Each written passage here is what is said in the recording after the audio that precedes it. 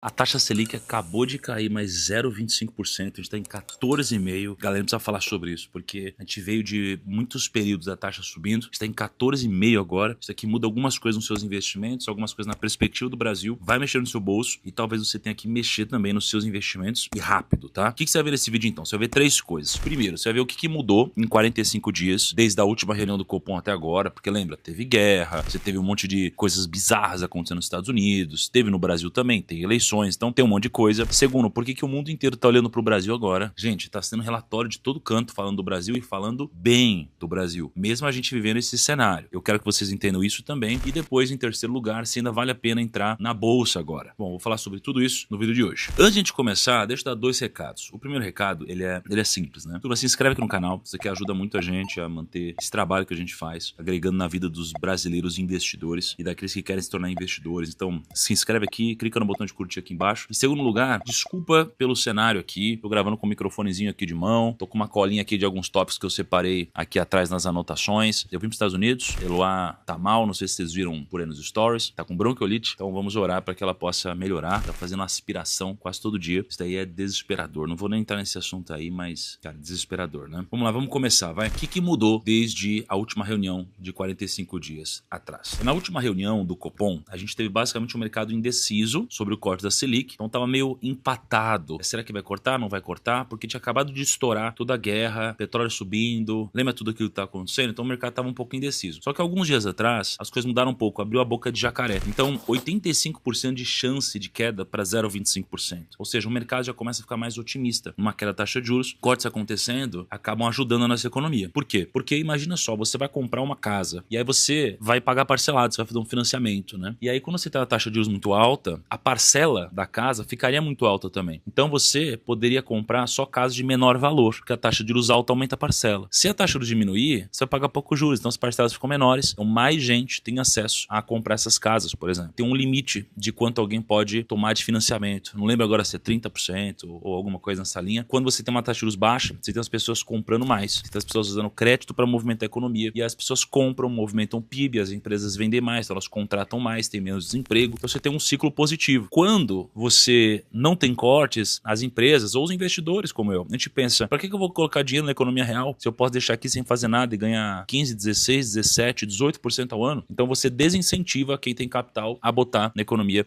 real. Agora, olha o Boletim Focus do ano passado versus o Boletim Focus de hoje. No do ano passado, a gente tinha, por exemplo, hoje, 4,18% de inflação e no Boletim Focus agora, a gente tem uma inflação de 4,86%, uma inflação maior. Porém, a gente tinha uma taxa de juros para final de 2026 em 12%. E agora a gente está com uma taxa de juros para o final desse ano em 13%. O que mudou? O Goldman Sachs ele reduziu a expectativa também, né, concordando com o Boletim Focus para 13% no final do ano, que isso aqui seria prudente para o Brasil. Então você teve a guerra dos Estados Unidos e Irã, Hormuz fechado, petróleo de $70 para $106. Então uma inflação crescendo muito no Brasil. Projeção de inflação aumentou, como eu falei para vocês, continua bem acima da meta, porque a meta é 3%, o intervalo topo é 4,5%, então agora a gente rompe o topo da meta, está em 4,86 de projeção. E o lado bom da história, por exemplo, é que o BTG revisou o superávit comercial de 2026 de 75 bilhões de dólares para 90 bilhões de dólares. Por quê? Porque o Brasil ele é exportador líquido de petróleo, então a gente vende mais do que a gente compra. A guerra, feliz ou infelizmente, ela tem esse impacto positivo no Brasil. O petróleo fica mais caro e o Brasil vende petróleo em vez de comprar. Então a guerra acaba ajudando e não atrapalhando. Quando a gente vende mais, significa o seguinte, que tem mais dólares entrando no Brasil, porque eu vendo aqui em real, a pessoa vai comprar em dólar, então ela vai comprar o meu real. Então tem mais gente comprando real, então o real sobe e o dólar abaixa, tá? Por isso que o dólar foi abaixo de R$5, que é o menor valor nos últimos 2 anos. Além disso, mesmo com um cenário global instável, o Brasil ele tá sendo cobiçado pelo mundo inteiro. Saiu um relatório, por exemplo, que é o The Latam Feedbacker, Brasil The New Gold, onde o Bank of America passou 2 dias em Nova York visitando clientes globais antes das reuniões do FMI e os investidores continuam muito confortáveis de ter capital no Brasil e talvez colocar até mais. Por 4 razões. Primeiro, uma alocação historicamente baixa em Latam, então os investidores estrangeiros eles estão com pouco dinheiro investido aqui em comparação ao histórico deles. Segundo lugar, a gente é fornecedor de commodity, isso é importante para o futuro do mundo. Quando a gente fala de IA, a gente precisa das commodities que sustentam o crescimento disso, de chips, de aparelhos, de qualquer coisa. Você tem um dólar fraco no mundo todo, e você tem um giro político para uma possível direita na região, e o mercado gosta muito disso. Quando você tem direita no poder, automaticamente entra mais fluxo de capital. E aí você tem a conclusão de de que, poxa, o Brasil tá performando muito, você vê a bolsa subindo pra caramba, os investidores de fora já não estão confusos, o Brasil tá se comportando como um ativo livre de risco, tá? O que é uma coisa absurda de falar sobre o Brasil, mas é a realidade que está acontecendo. E segundo, tem um relatório também da Franklin Templeton, de fevereiro de 26, que chama Global Capital is Rotating Back to Brazil. Basicamente, o capital está voltando, né, de uma forma circular, está voltando para o Brasil. E aqui são 4 pontos basicamente desse relatório. Primeiro, o Brasil está barato demais para ser ignorado. Segundo, real se estabilizou, não é mais de R$2 para R$8 o dólar, é uma banda um pouco menor. O Brasil, a prova de guerra comercial, então as exportações para os Estados Unidos caíram 38%, mas para a China subiram 33%. Então a conta meio que se anulou. E o Brasil virou uma peça estratégica para a estrutura global de IA, como eu já falei. Então eu acho que o futuro do Brasil, se a gente conseguir resolver os nossos problemas estruturais aqui dentro,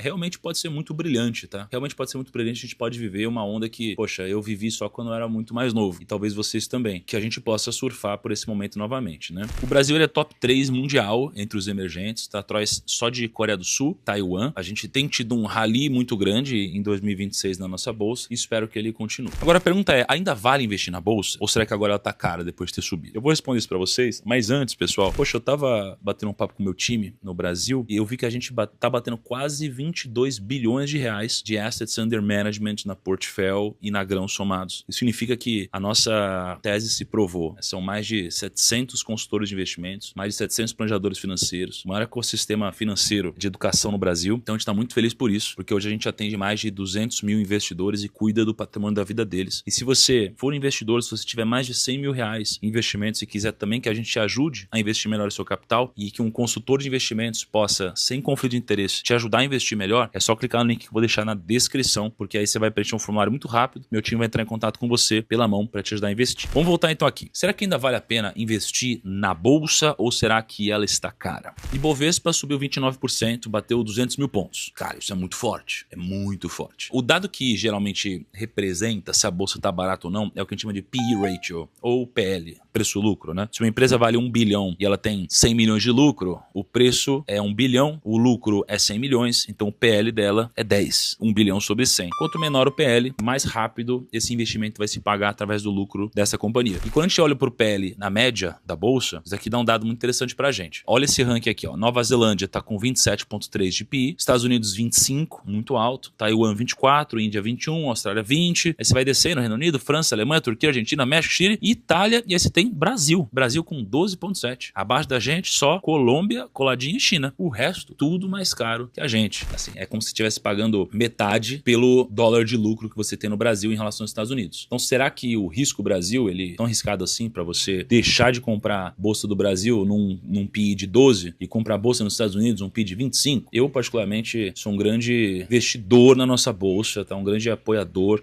no sentido de acreditar que temos upside ao longo do tempo aqui no Brasil. Então eu espero que isso aconteça em algum momento e realmente se a gente tiver alinhamento de eleições agora, se a gente tiver taxa de juros caindo, desemprego indo muito bem, commodities também surfando, o Brasil pode passar por um período extremamente forte que a gente passou, talvez ali pré-crise de 2008, por exemplo. Segunda coisa, vamos comparar a bolsa com as small caps. A linha amarela, ela mostra a diferença entre o Ibovespa e o índice de small caps desde 2009. Hoje o Ibovespa vale 77 vezes o índice small caps e é a maior diferença em 18 anos. Resumindo, o Ibovespa nunca teve tão na frente das small caps. É mais que o dobro da diferença normal. E por que isso acontece? Porque o gringo só compra liquidez. Ele só entra nas gigantes do Ibovespa. Ele não pode comprar uma empresa pequena. Então, dentro da mesma bolsa, você tem dois mundos. Quando o investidor local voltar a comprar, ele pode comprar empresas menores. Eu mesmo, quando comecei o rumo ao milhão aqui, eu comprei, por exemplo, Sync. Era uma empresa extremamente pequena. Não lembro, talvez ela valia 300 milhões de reais ou 400 milhões de reais. E passou alguns anos, ela foi vendida. Também não lembro se foi por 2 ou 3 bi de reais e ganhei um dinheirão. A mesma coisa com o Banco Inter. Quando eu comprei Banco Inter, ele era pequeno. Multipliquei meu capital toneladas de vezes. Comprei FIC recentemente. Ganhei 200% também em cima dela. Então, empresas pequenas, grandes fundos não podem comprar. Porque senão eles não vão virar dono da empresa. E investidores locais podem, como a gente. Então, é questão de tempo para que isso se ajuste se a bolsa continuar subindo. E aí, eu preciso de um alerta, que é o alerta de FOMO, que é muito importante. Quando a bolsa bate recorde, a mídia fala. Aí todo mundo fala e aí você fica com medo de ficar de fora. Aí você começa a comprar. Só que você começa a comprar num dos piores momentos da história. Então, não é esse o momento de comprar. Você tem que comprar antes, porque senão você vai passar por um grande desespero, tá? E aí, uma dica também para vocês, no momento merchan, a Finclass, ela é a maior plataforma de educação financeira do Brasil. Você pode assinar a Finclass e você pode ter acesso a recomendações de investimentos dos nossos analistas. E a gente teve agora o aniversário da Finclass, onde todo mundo pôde assinar Finclass com 50% de desconto e você pode aproveitar a assinatura vitalícia da Finclass, tá? É um link diferente, vou deixar aqui na descrição. Então, basicamente, você vai assinar uma vez, você vai pagar um pouquinho acima de uma assinatura anual, mas você vai ter acesso para sempre, até quando a Finclass continuar com as portas abertas, digamos assim, que eu espero que seja muito, muito tempo. Então, imagina você nunca mais precisa pagar R$1 para poder ter recomendações de investimentos. Putz, isso daqui é incrível, tá? Inclusive, tem vários outros bônus legais, como, por exemplo, meu livro da Arca, que você pode receber no formato digital. Vou deixar o link na descrição. Aproveita esse aniversário. Vamos resumir aqui, então, os principais pontos. Primeiro, o Copom cortou a Selic pela segunda vez. O brasileiro tá fugindo da bolsa. O gringo tá fazendo o contrário. Ele tá entrando na bolsa. A bolsa brasileira ainda tá comparada ao mundo barata e as small caps estão muito baratas comparado ao Ibovespa. Esse é o resumo desse vídeo. Deus abençoe todos vocês. Até o próximo. Um grande abraço e tchau.